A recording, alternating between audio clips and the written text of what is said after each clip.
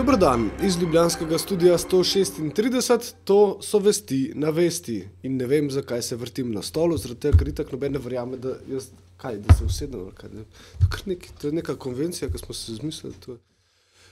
Znamenita hotela Taj Mahal in Oberoi v indijskem mestu Bombaj so včeraj zvečer zavzeli oboroženi napadalci, ki so v koordiniranem napadu po mestu pobijali vse pred seboj. Predvsem pa po izpovedih prič iskali tujce z ameriškimi in britanskimi potnimi listi. Po zadnjih podatkih je bilo ubitih več kot 100 ljudi.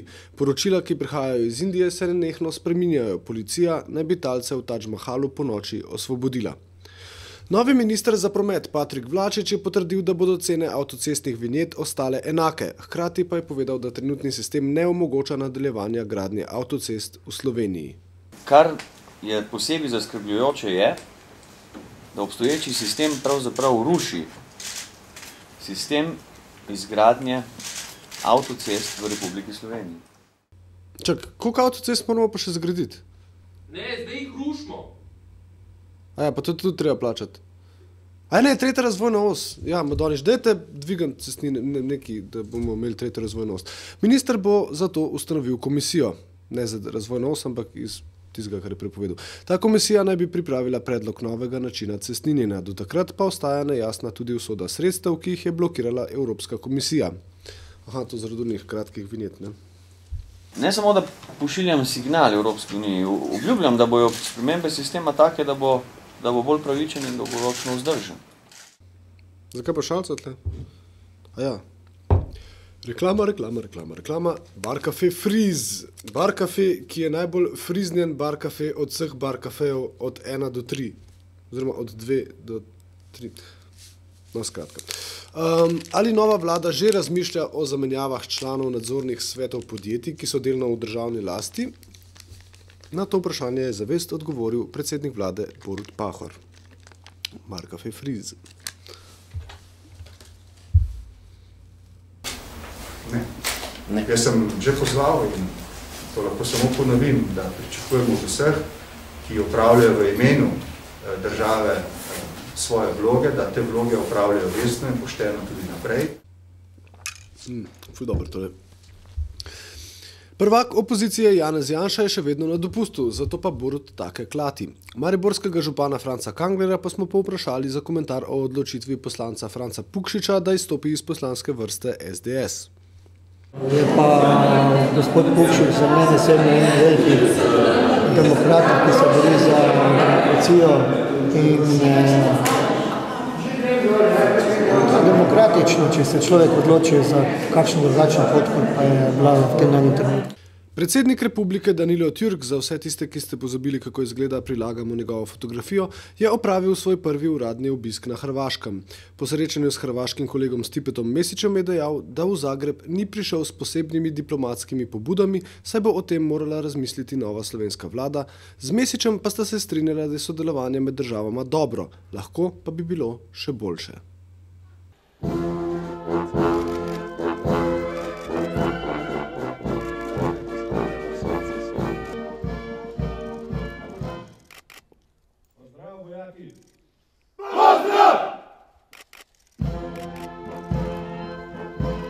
Tu bi rad posebej poudaril svoje strinjanje s predsednikom Mesićem v tem smislu, da bomo te rešitve morali iskati z intenzivno dvostransko komunikacijo in po potrebi tudi s pomočjo tretjega.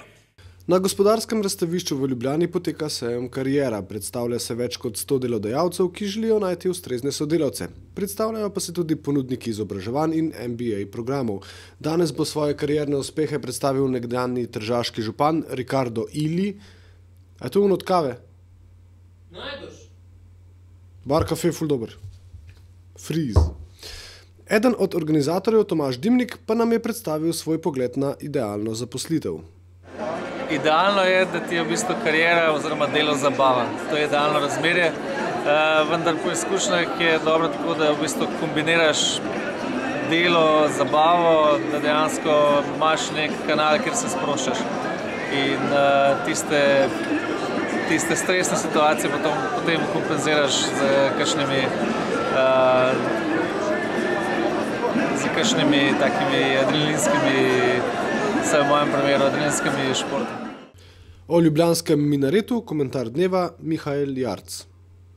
Vprašanje, ki se v teh dneh verjetno zastavlja, oziroma si ga zastavljajo Ljubljančani v teh dneh, je tisto, ki se glasi, zakaj pravzaprav ne minareta v Ljubljani oziroma zakaj minaret. Ja, če se osredotočim predvsem na arhitektonsko-urbanistične vidike, je pač minaret neka moteča silhueta v tej pretežno gotsko baročni silhueti Ljubljane in pravzaprav predstavlja en nenavaden oziroma neobičajen torzo v tej pretežni arhitekturi.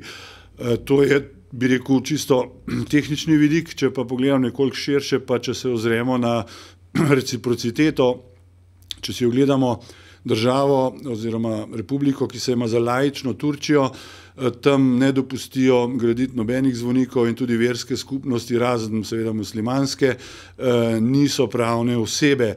To je, kar se tega tiče.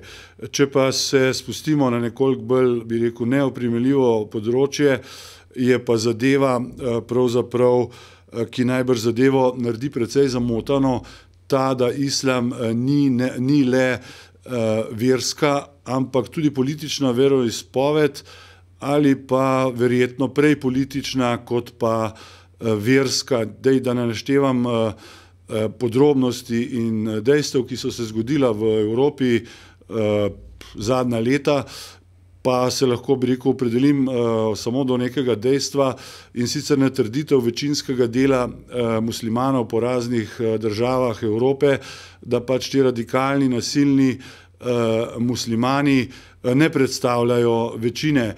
Človek pa se vpraša, zakaj pravzaprav ta večina ne ukori oziroma disciplinira te radikalne manjšine in se še naprej od njih pusti predstavljati in terorizirati v javnosti. Slovenija, Slovenija, Slovenija. Kulturac. Včeraj se je v Cankarjevem domu začel 24. slovenski knjižni sejem.